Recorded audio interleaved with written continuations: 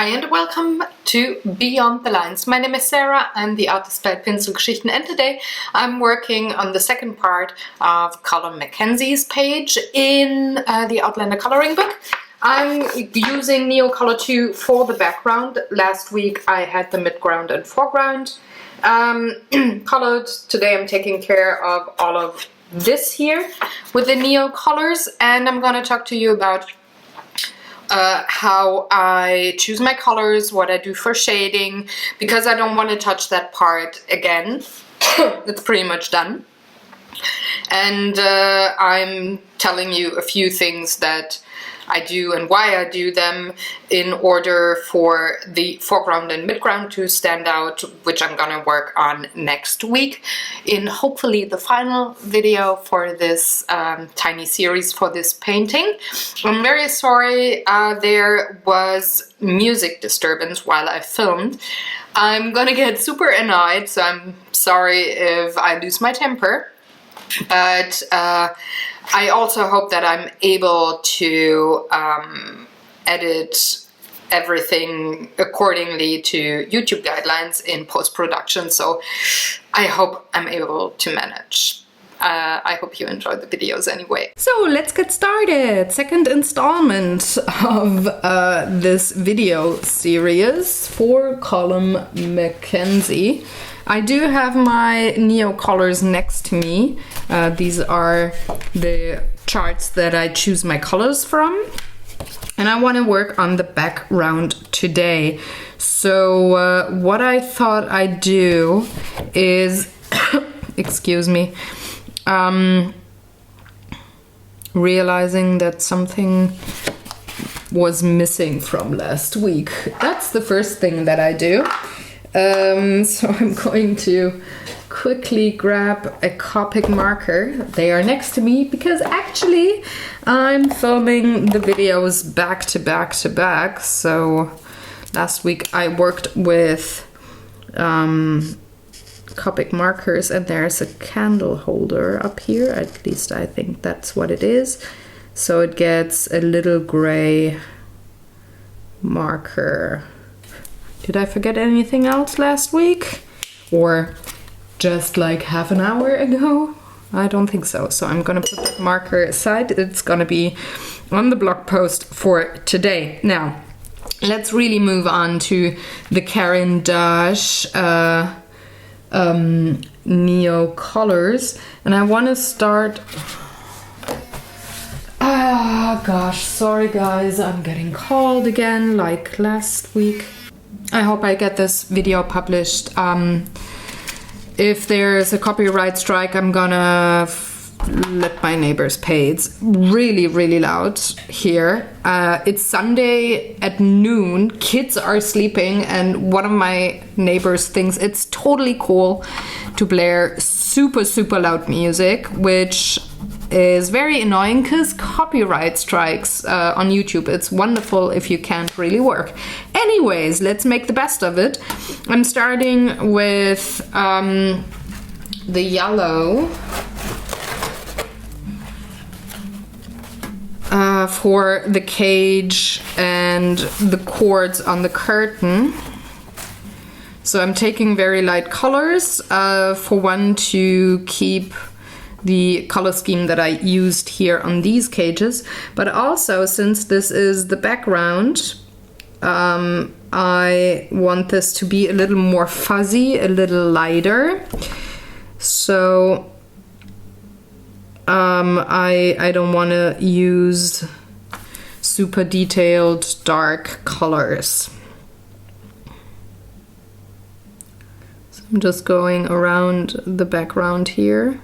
Yay, they've turned the music down. I'm so excited. This really gets to me. This is one thing that I find very annoying. I wouldn't be as annoyed on any other given day, but this is the first day that I can film in 2 weeks, and I only have a couple of hours time to film before the kids are back and I cannot do anything.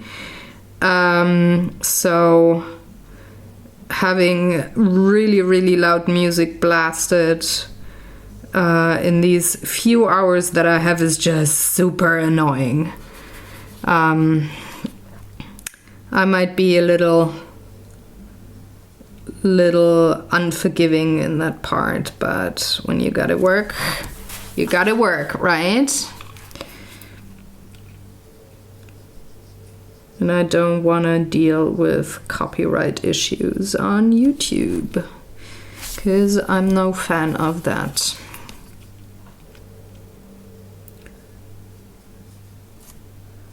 Bringing in the yellow.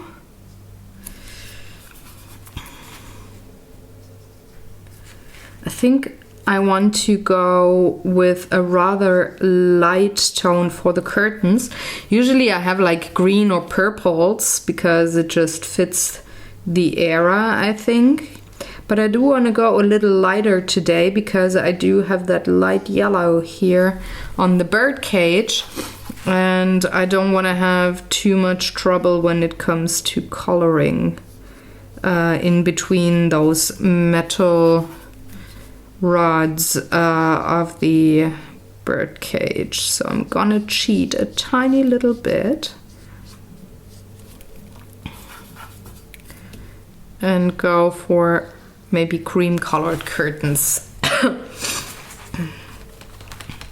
which I think I'm going to do now. So let me choose a nice creamy color.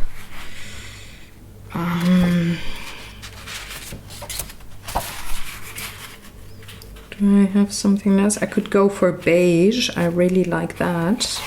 So let's not search for too long. Just take the beige.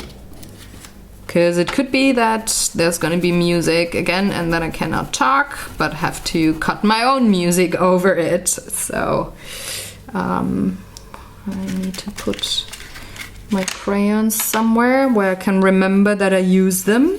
Because an hour after this video goes live, the blog post for this particular page goes live, including all the supplies that I used.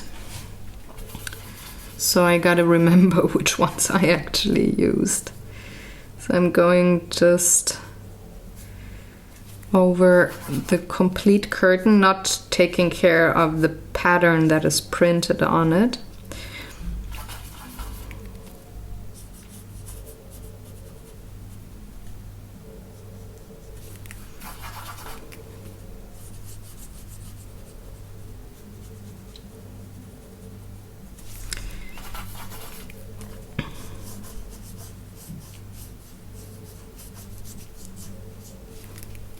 I will probably not even go over the curtains once more, like to emphasize the pattern on them. I think I will just leave them quite fuzzy looking, like they're really out of focus.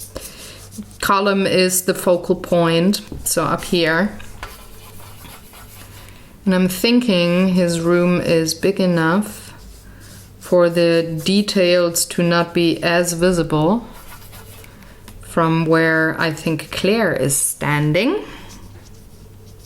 She's off screen pretty much. So I think the lines that were given by the illustrator are enough for this part of the page. And this is a little too matchy for my personal taste with the fireplace, but I'm not gonna stress about that because I will go over the fireplace with colored pencils. So there will be enough of a difference once I'm done with it. But I do add a little bit of extra here for shading.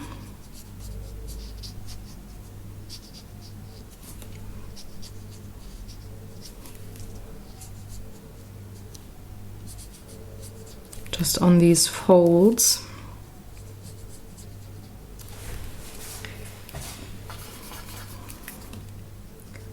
also down here.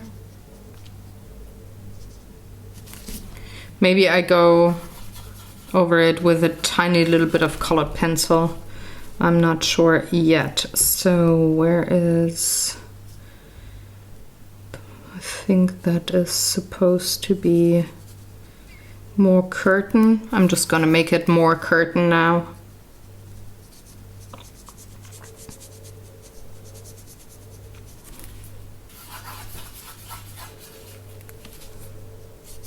That's one thing that I find quite difficult sometimes, if the print on the coloring page ends at a certain point and you can't really make out, okay, so what part is that supposed to be now? Is that curtain? Is that wall? I just go about it like going for what I think is correct and not overthinking things, pretty much going for the creative license, the artistic license, and I just go for whatever I think it is. I think it helps with not stressing too much, because in the end, as another artist said, it's just a coloring page. But if it is your favorite page in the book, I can understand that it might make you a little anxious, and you wanna color it right and to the point that you enjoy it. So this looks like this, so I'm gonna make this curtain as well.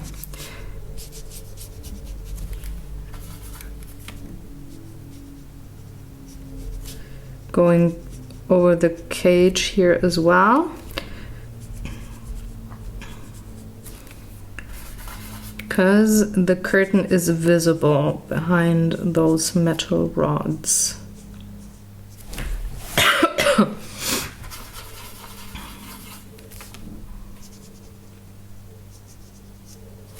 And these are definitely the ugly stages in a coloring project or a painting project, especially when you go mixed media. It's, yeah, when you're at this underpainting stage, I call it the ugly stage. It's not even close to finished. There's no details, no nothing. It's just blotches of color and it looks weird. But don't get discouraged. You're gonna get there. Just gotta give yourself some time, work on it bit by bit by bit, and then you should be good.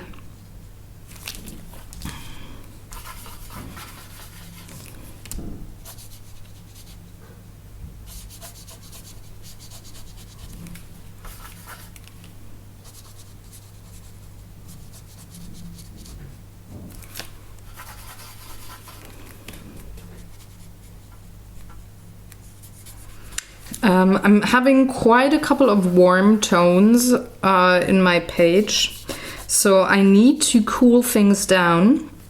There's only one big section here that has, two big sections, so this is a cool brown and I do have a cool gray on the floor, but there needs to be a little more when it comes to cold tones, just to balance out the page. Because so far it's a little too much of the warm tones, but I'm gonna use the cold tones on the window and on the wall. And when it comes to the point that I use colored pencils, I will very likely use cold browns, cold grays, and indigo as my shading colors mainly.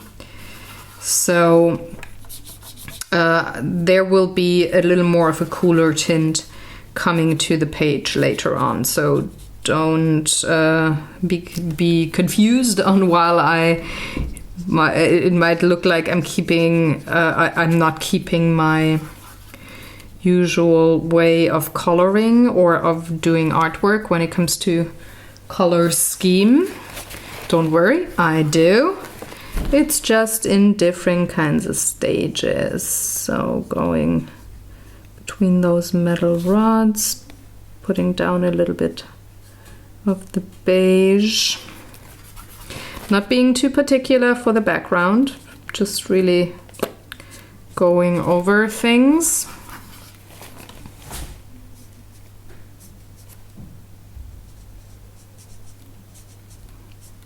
I'm probably also going to give that bird a cool color. One thing that I'm going to do for the background is shading with the Neo colors, so there won't be any color pencil on this part of the page.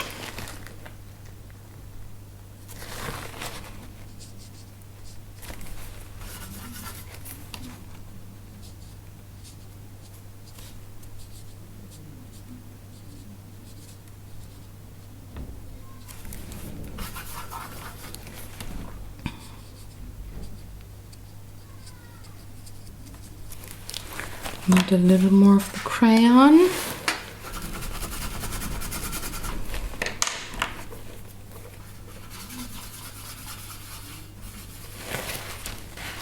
For this part here.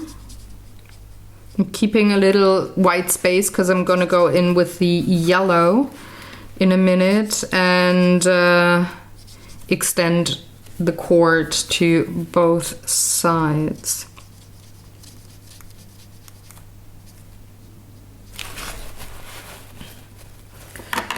I still have yellow on my palette, so I can use that up this side here and also on this side here. Need a little bit of the beige for those folds here. I might introduce another color too, but I'm just shading very roughly. And again, I'm not working out the patterns of the curtain because they are too fuzzy, and I think it's just very thin thread that has been used on the curtains to make those lovely patterns.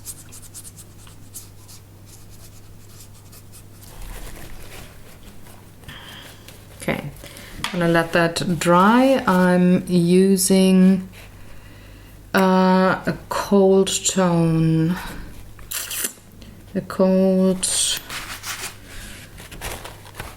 for, there's flowers here, 3 bits. I think I want,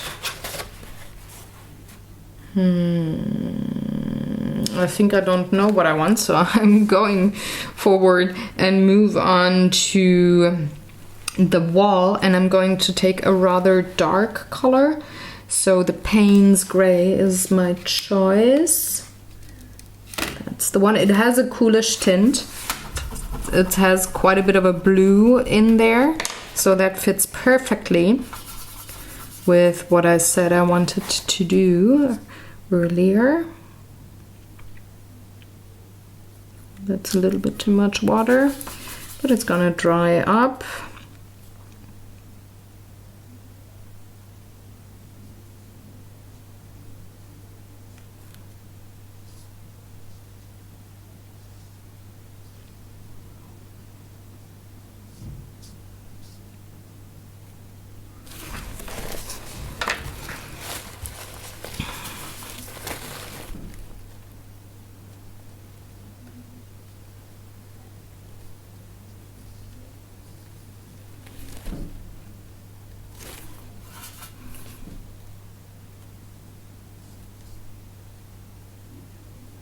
It looks quite similar to the floor color, but I'm gonna work on the floor. I'm not gonna work on the wall.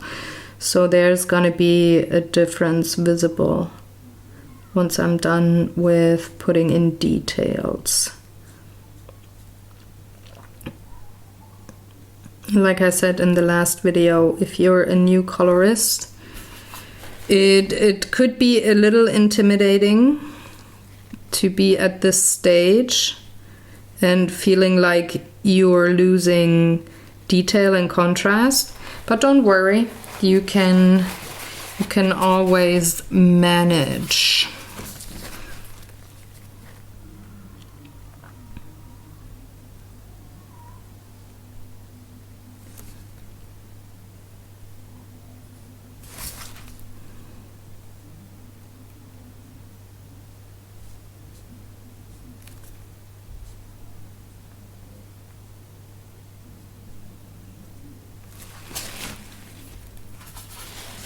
And sometimes the trick is that you only indicate what you want to show the viewer, but don't actually draw it or paint it, but be a little fuzzy with the way you put down color or line work. So could maybe be a little comforting for you in case you're new to the process and are maybe still learning a couple of techniques. Just all in all, don't even worry. So I'm going in for that line work here.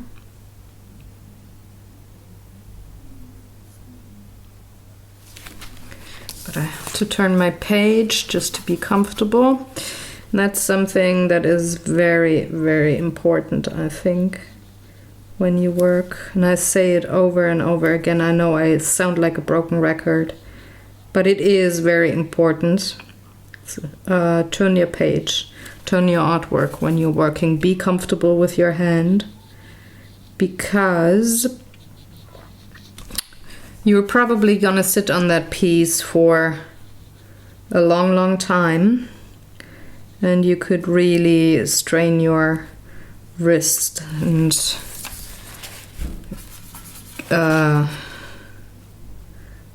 have pain and whatever in your wrists afterward. So don't do it. Just do it the comfortable way. It's one of the biggest tips I can give you.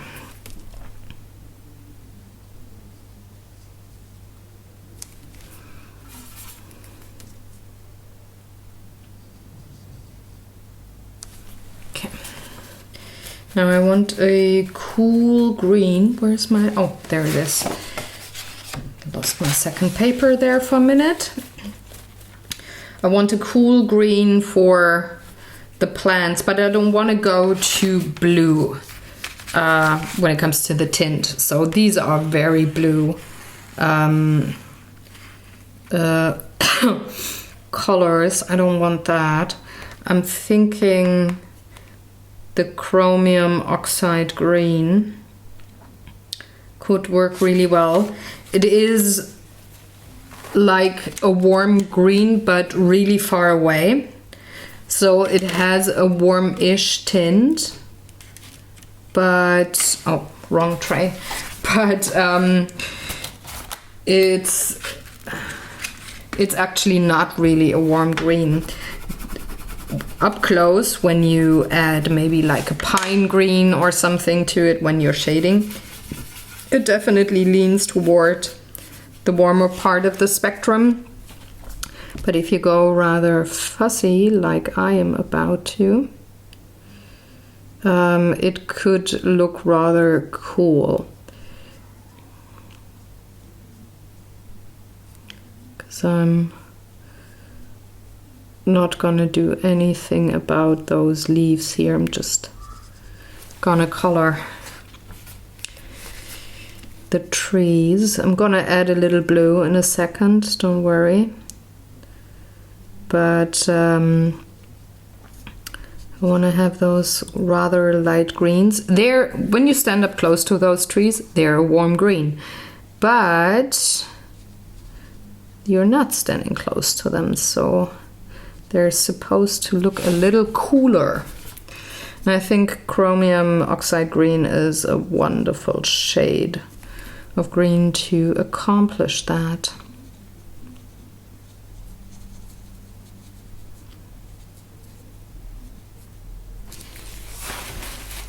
As for my blue, I also want a cool tone.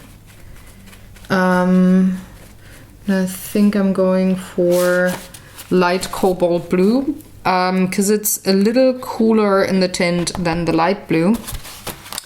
And I want to have light cobalt blue, is that the one? Yes, it is.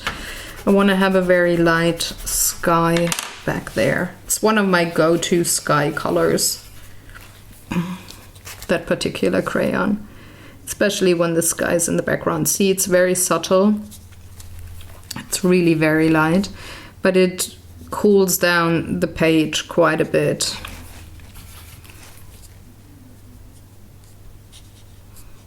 So now I only need something for these flowers tone.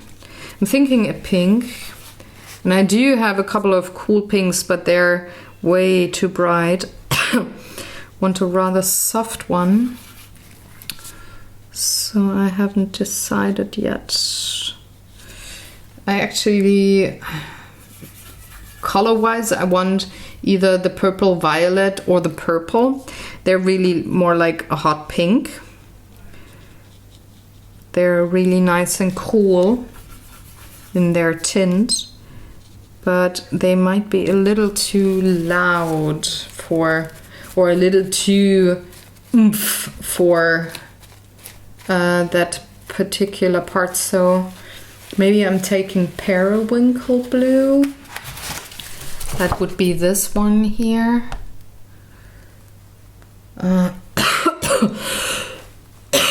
Excuse me.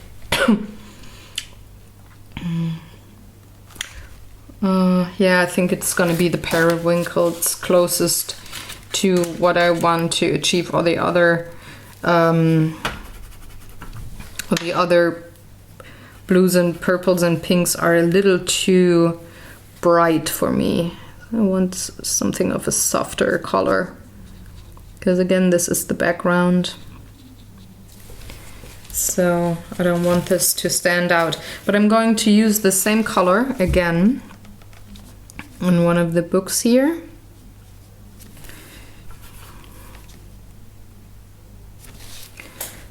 Just to have color repetition, which is something that I really like. I'm using the yellow from the cage on the books here.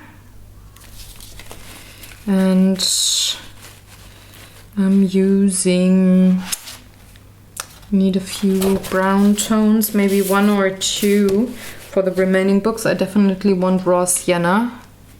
It's the perfect color for what I want. So that is this one here. Looks like leathery books, so I really think that fits well. I'm gonna color two books that in that way.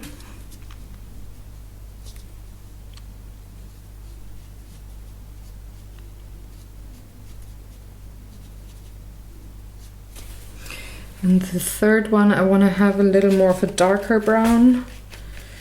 I like the burnt sienna, so I'm going to take the burnt sienna.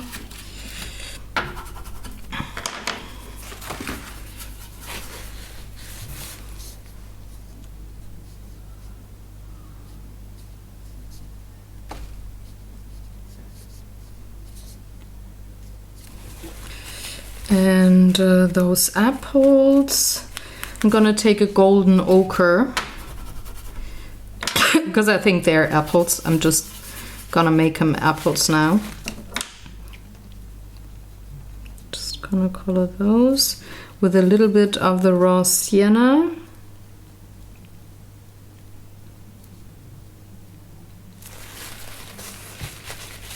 For the plate, I'm going to take the Payne's, or no, I'm gonna introduce another color. I'm gonna introduce sepia, which is more of a brownish black color. I'm going to use it on the plate here, same in the bird cage. Oh, I forgot to color behind the bird up there. That's not good. So back to the green. So I think there's more green shrubbery down here. Also here, here.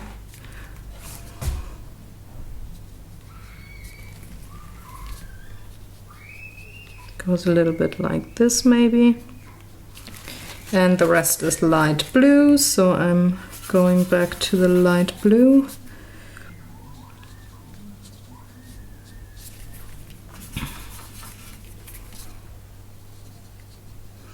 And for the bird, I want to have a cool color as well. Do I want the periwinkle? Why not? Yeah, let's go with the periwinkle. Let's go have him colored a little bit purple blue-ish. Need a bit of the sepia for the wood that the birdie is sitting on. For the bird up there, I'm gonna also use periwinkle blue, which is actually a purple. But also there, color repetition. It just is kind of pleasing to the eye. You gotta have color difference too, to set things apart, for sure. But having some color just repeat is really good actually. So I'm going to take the golden ochre that I used on the apples. I'm going to shade the cage up here, because again, I'm not going to go over this with color pencil. So I'm also taking a little bit of the raw sienna just to darken things up. And since the light is coming from the right hand side, I gotta shade the left hand side. Going back with the golden ochre for this cord here. And a little bit of the raw sienna too. I need a little more of the yellow.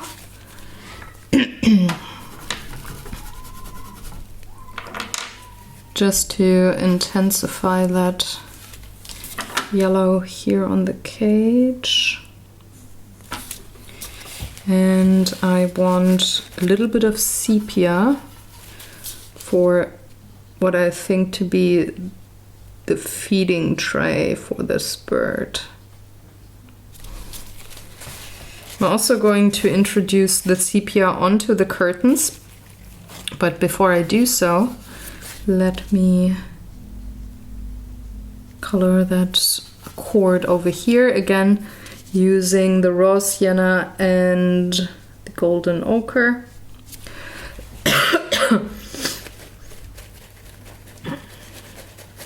And now I can go back with sepia,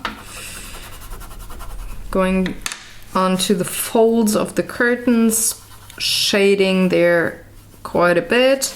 I'm using rather a lot of water, so I don't want to introduce the pigment slowly and not go too dark right away.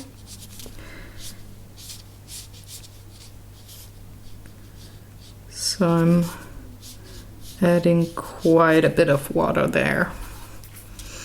Gets darker here where the folds of the curtain are way closer together. And same goes here. And gotta extend that shadow a bit as this one goes for the same thing. I'm blending out the color a bit, but I'm trying not to blend it out too much, because I still want to have a few of those light spots here. Now for the other side, going to the folds.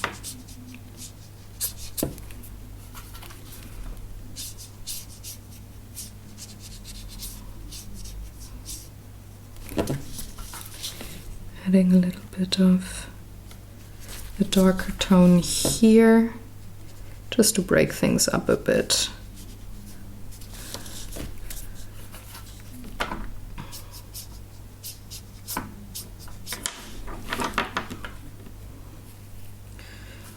And same here.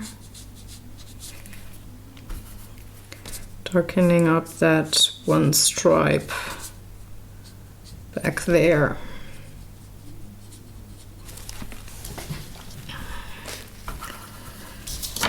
Also up here, because there seems to be somewhat of a wavy line on the curtain.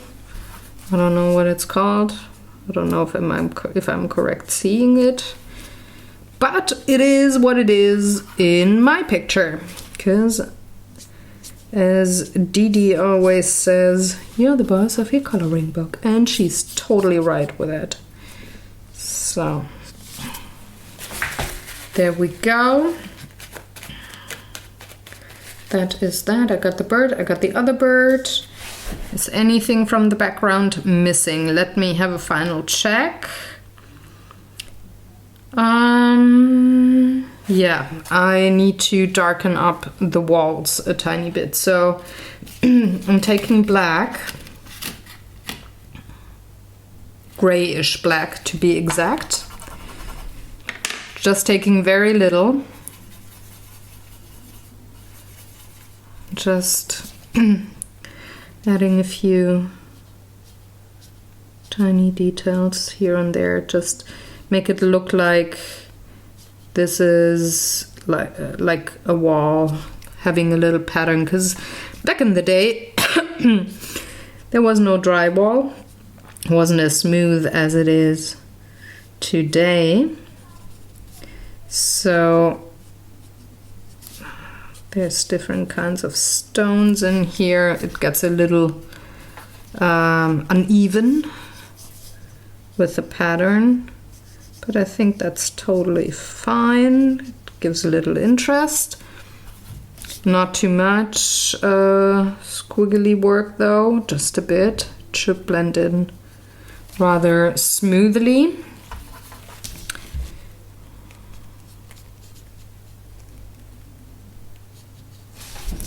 There we go. So, adding a tiny little touch of periwinkle, so a second layer, the same color that I used before, but with a little less water on the birds, because I don't want to lose them in all of this. There we go, number one, birdie number two. There we go, that's more like it.